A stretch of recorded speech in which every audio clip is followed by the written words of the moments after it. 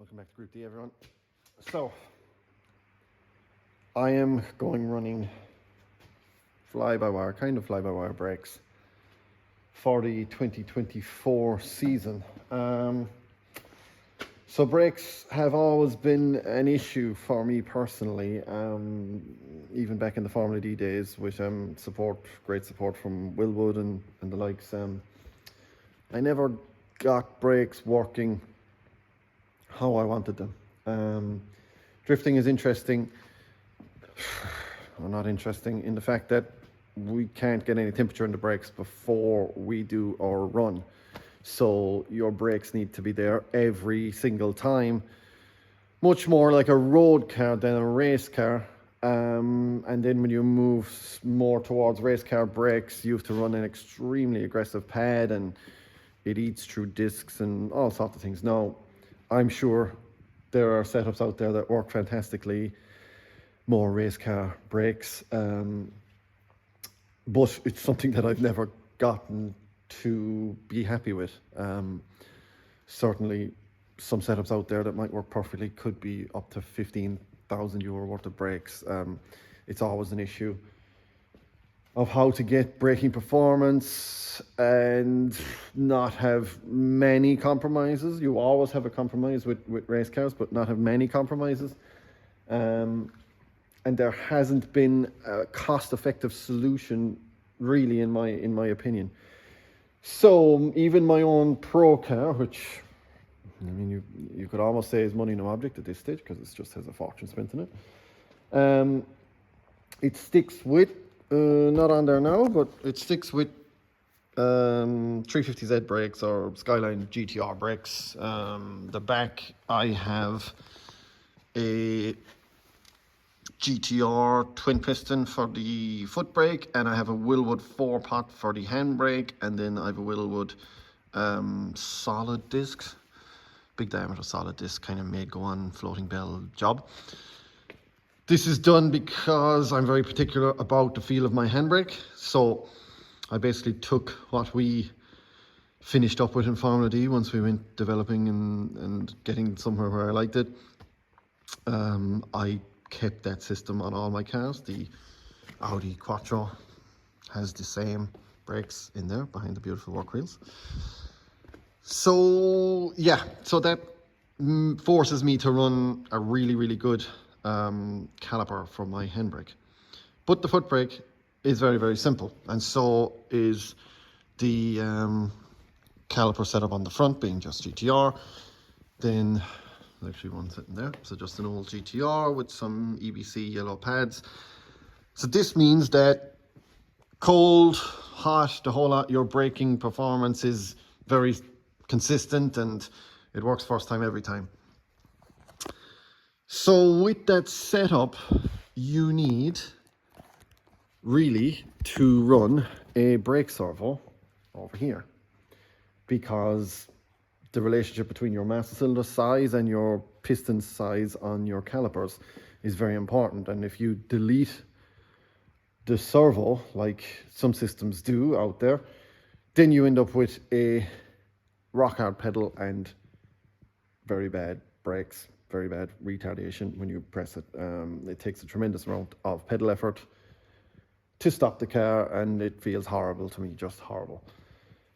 Likewise with a pedal box, people running hanging pedal boxes, floor mounted pedal boxes, dual cylinders, one cylinder, it's very difficult to get a brake feel that you're happy with.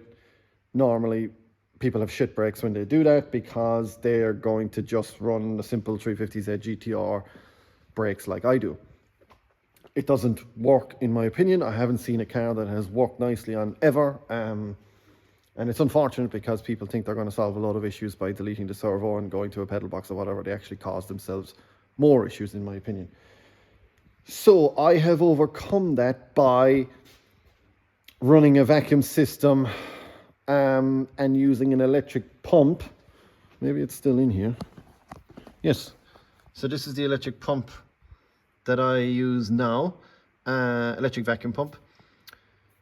I did use a different one, a bit of development, got rid of the different one, kind of settled on this one, which is just a kind of a classic car vacuum assist pump. You'll find it anywhere cheap on eBay and everything. They're really cheap, so you can buy a couple of them and have spares.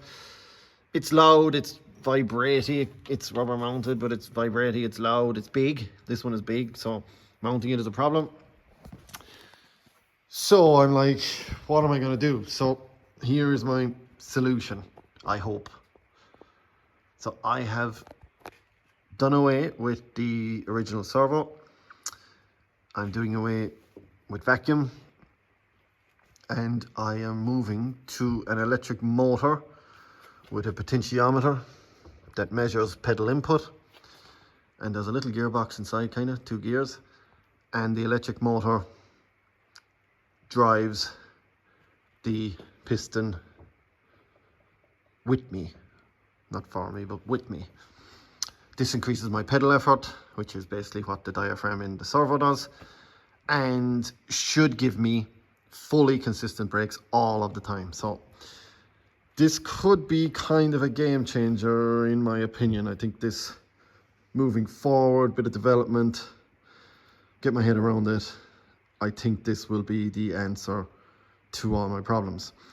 So one problem with the vacuum system is when you're left foot braking, you pump the vacuum out of the servo, and no matter what you do, the Quattro has both vacuum from the plenum in the engine and vacuum from a pump inside the car. So it has a dual system with a one-way valve and a Y piece to stop the boost going into the motor and all sorts of shit. And it still has the same issue of left foot braking. You get to a certain point where your pedal just goes rock solid and your braking feel and effort and everything changes and it's inconsistent, which is not great for a driver. You need consistent feeling from the 3 pedals at your feet. So I have decided that this might be the answer. So kind of drive-by-wire braking, still a physical attachment to the master cylinder, still a physical rod, so any electrical failure or anything, you can still stop the car. The boys here made an adapter plate to take the Nissan master cylinder, so that remains the same relationship with my calipers. And we have modified the pedals inside, which are still original Nissan also, and just to take this, because it doesn't really fit, but it fits now. And yeah, that's my idea and my plan. I think this one is really going to work, and I think by the time I have it solved, it'll be absolutely perfect. I'll have fantastic brakes, every push of the pedal, left foot braking, right foot braking, at all times. It will be totally consistent. Now, drawbacks, shape and size of it is really weird. I guess it's going to take 30 something amps, which is probably the biggest drawback when you get to electric power steering and all the other electrical loads on the vehicle.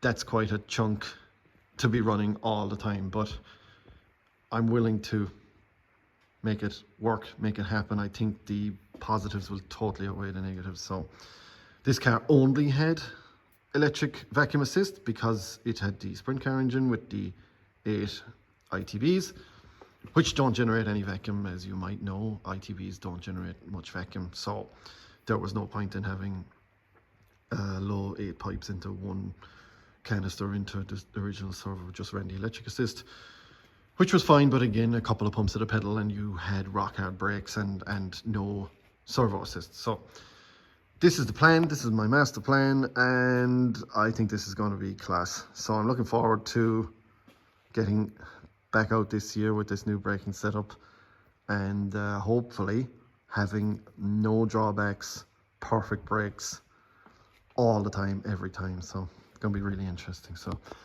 just a quick one. Thanks for watching, guys. Another idea here, another thing out of the norm, thinking outside the box, trying stuff, developing stuff, making stuff happen, doing things differently to everyone else. That's what we do here at Group D. So thanks for watching. See you guys next time.